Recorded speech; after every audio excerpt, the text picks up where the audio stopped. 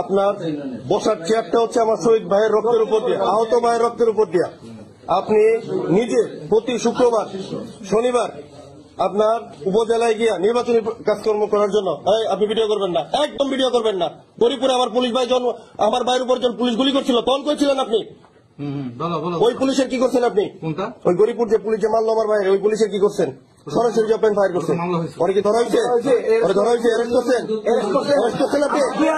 Arrest করেন নাই? 2000 বাইরে মারছে আমার পুলিশ, কয়জনকে অ্যারেস্ট করছেন?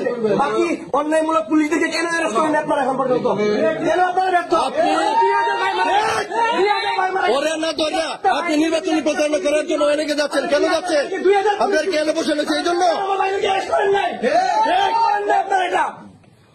আপনি প্রতি সপ্তাহে স্টেশন লিপ আজকে প্রতি সপ্তাহে স্টেশন লিপ নিচ্ছেন আপনি। আপনি নির্বাচনী প্রচারণা করবেন, তাহলে এই পোস্ট ছাড়িয়ে দিয়ে পরে যান।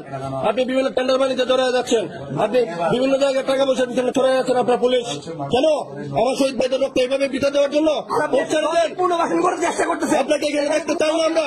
এখানে কোনো পুনর্বাসন করা যাবে না, সুস্পষ্ট এলিগেশন দিচ্ছি আমি, আপনি এটা জবাব দেন।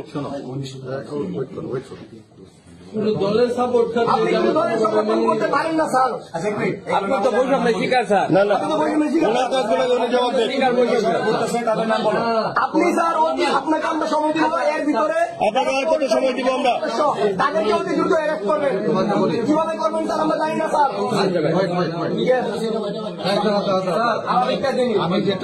আমি যেটা মনে করি এটা হলো যে সাগর হত্যা যেটা হয়েছে, সাগর হত্যার ইনকোয়েস্ট রিপোর্ট, পোস্টমর্টম রিপোর্ট কোনো কিছু নেই। না না, সবগুলো নিয়ে যাবো নির্বাচনে।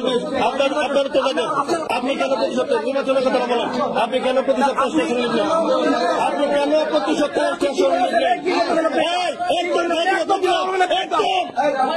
একদম মোবাইল